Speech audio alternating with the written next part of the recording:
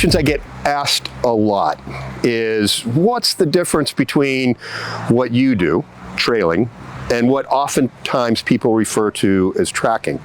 Honestly, I think that the big issue is many times we humans have a tendency to separate things with terminology and sometimes don't take everything that has to go into the act into context. And in our process, it's actually a combination of a little bit of everything.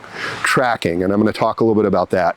The atypical tracking methodology that most people talk about and most people use is where a dog follows where somebody walked exactly in their footprints. So if I put a track right here, the dog's expected to stay right on the track through the entire path that that person walked. On the other hand, trailing is often referred to where the dog is allowed to deviate from the track line and follow where odor actually might have blown. So in order to actually understand this process a little bit better, we have to understand the different types of odor that the dogs are actually working. Ground disturbance, which is actually the track line, is the change in the surface which creates a scent picture for the dog to follow. That's ground disturbance or ground traditional tracking.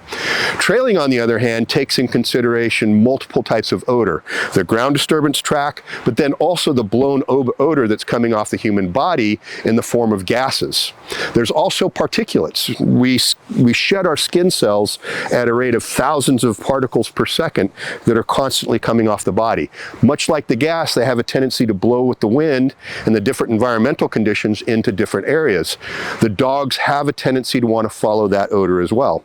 So our system incorporates not just the ground disturbance, but also this blown type of odor in the form of skin cells and then the off-gassing of the human body. But there's also one other part of this as well.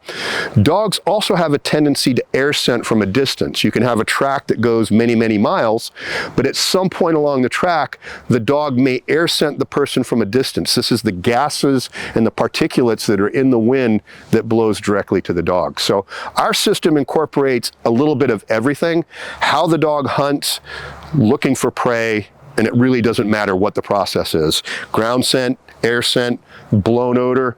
Even if the dog uses ESP, then we're going to use ESP to track. It really doesn't matter. What we're looking for is the dog's natural tendency to hunt man. That's the system we use.